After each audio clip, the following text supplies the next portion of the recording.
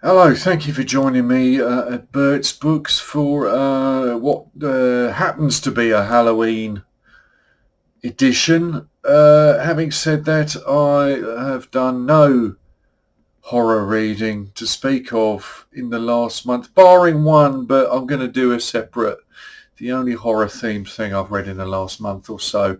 Um, I'm going to do something separate about that because I think it kind of deserves its own little slot. But barring that, my reading matter hasn't this last month just hasn't particularly been horror. However, I have been watching horror, and some of the horror I have been watching does happen to coincide with novelisations, which I have covered in a couple of cases. So let's press on.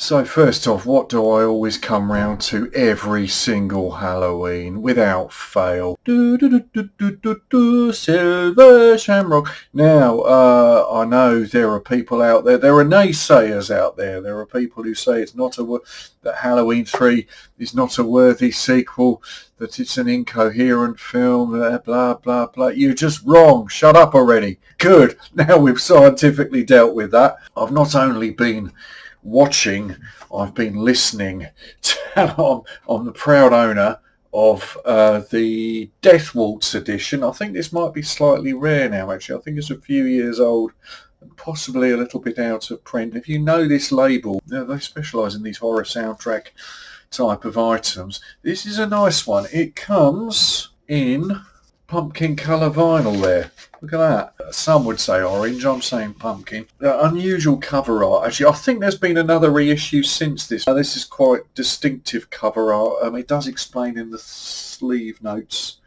There's a lot of notes, actually. Not only is there sort of back sleeve notes, there's a fold out. There's this item within it, which gives you more. I think it explains this graphic here, which from memory I think was the result of a sort of a corrupted graphics file being opened, and the kind of rather random and unexpected results being the sort of thematic colours just by happy accident being something interesting enough to use.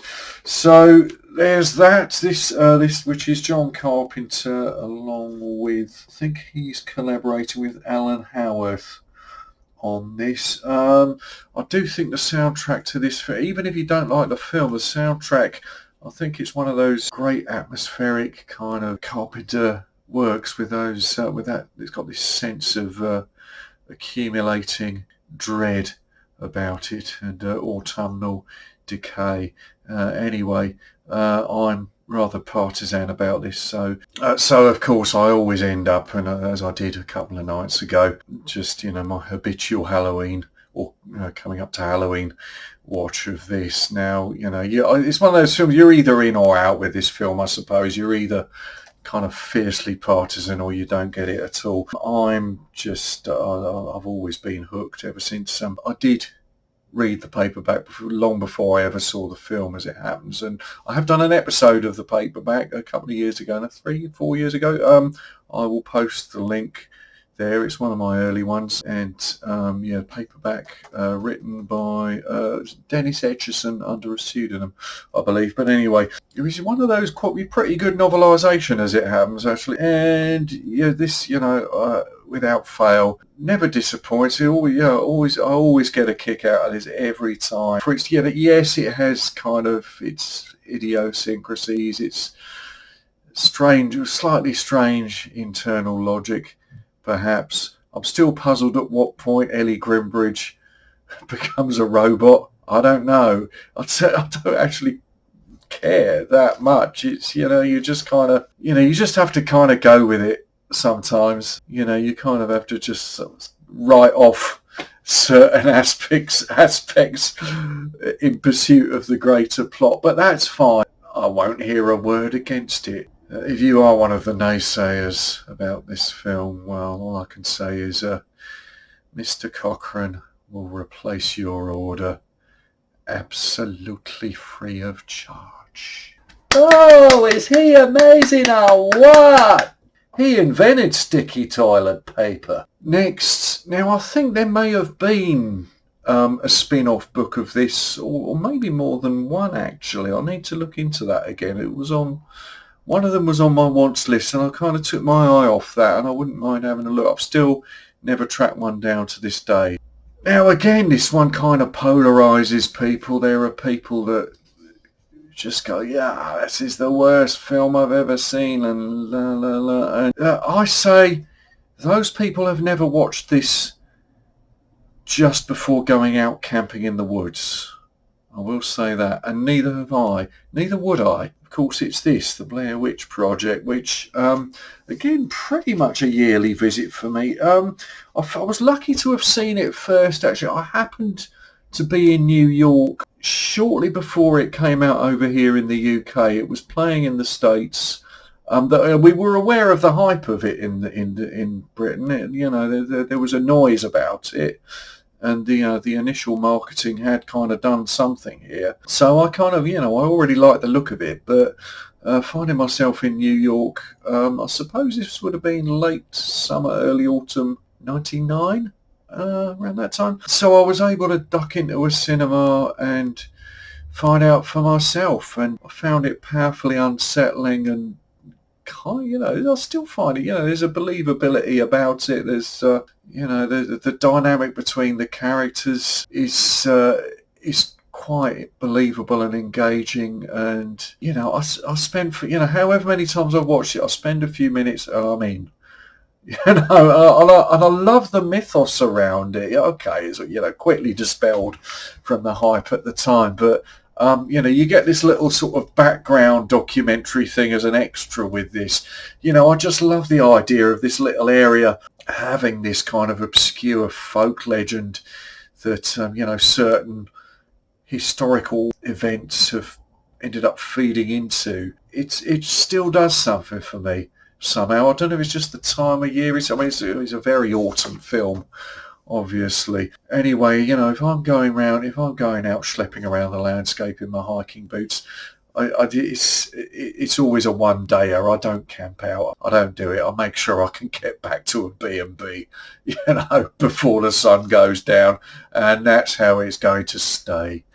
And again, on a theme with that. Now, this one, it's sometimes described as an influence. I gather that's not strictly true, that Blair Witch was already well into production by the time this one appeared, but it is certainly, I would say it was a spiritual cousin stroke predecessor, The Last Broadcast, which again, it has this kind of lo-fi believability about it. It never became quite the household name that the Blair Witch did, but it's a really good companion piece to it, I think. It concerns itself with, there's these two guys who run this kind of cheapy public access, or what they call it in the States, one of those public access type shows where you can kind of do it on a pretty low budget, and they have their sort of weekly, mystery investigation type thing. One of them, Stephen, aka Johnny, sort of entertains rather foolish notions of it. He's a bit delusional. He thinks he's kind of a bigger deal in this field than he really is, whereas his sidekick, the more slackerish Locus is his name, is the more realistic, more likeable of the two. There's most of the characters within this aren't so likeable. Locus is a bit of light relief in a way. Not that does him much good, spoiler alert, but it's populated by just slightly unsettling, slightly creepy characters. So anyway, if you're not familiar with this, the show's the show's failing a bit. They're not getting the views. But one of them hits on the idea of, at the time, the emergent internet technology, you could hook up a kind of a link-in thing where people could sort of rattle in suggestions to what to cover in the show, and this creepy kind of voice transposition thing speaks it out in this kind of horrible, why don't you do an episode concerning the Jersey Devil, which is I believe that is an actual folk myth that exists in this area. An area that was also featured in an episode of The Sopranos, I remember, Pine Barrens, which is kind of, I think, downwards from New York, right? So down that coast. I think it's probably quite a way, but this kind of, obviously wooded area where there's this folk legend has existed for a long time. So they recruit a couple of extras to enable them to do this. One is this guy Ryan, who's supposedly a supernatural sound specialist or recorder, which anyway, he's nowhere near as odd as supposed psychic Jim Seward, who is recruited to lead them to the spot to where the Jersey Devil can be traced within these woods. Anyway, of the four men who go into those woods, only one comes out alive, and along with some rather scrambled footage. So its line says they're incredibly creepy. It is. It always gives me this slight oof thing. So what am I saving up for tonight? Well, again, I fairly recently, actually, I think it was in the summer, covered the novel of this by William Goldman, Richard Attenborough's Magic, which stars Anthony Hopkins, Burgess Meredith, and Anne Margaret. Probably familiar with it already. And it's a theme that has been done. I mean, the demon dummy kind of concept. It was already done in a film from the 40s called Dead of Night, which was one of the early anthology horrors, a black and white one. And the same theme was covered there. This is a towering film, though, as is the book. Again, very autumnal. It's again out in the woods, a long way from where many people can hear cries for help. And I don't know when I first saw it. Sometime in the 80s. Maybe it's sort of thing used to come on late TV on a Saturday night. And there's rumours of a remake. I don't know how necessary that is. This really retains its power. I don't think there's any technical deficiencies about this that have rendered it dated in any way. Certainly nothing in the performances. Anyway, my favourite thing, what tickles me about the edition I got hold of, which I don't know, at the time I bought this, it was hard to get over here. I ended up with this import, don't know from where, Hong Kong. The back cover transcription on this. He is a poor magician. Being chicken-hearted, he can't perform to the best he can. However, he turns a new leaf when he performs with his dummy by belly language. They become a matching pair welcomed by audience. Unbeknown to all, there is a secret at the backstage. The ventriloquist, obsessed by his dummy, is impelled to murder. And there's nothing factually wrong there. It's just kind of slightly awkwardly written. It's quite endearing, really, as is the way they've transcribed Corky Withers as a Cocky. So the scene selections: Cocky the magician, with dummy Cocky bombs and you, Peggy and Cocky reunite, etc., etc. Anyway, I think that's me for now. I hope you all have a happy Halloween, Silver Shamrock, and don't forget the big horathon at 9 o'clock. Gather round, children. Put on your silver shamrock masks.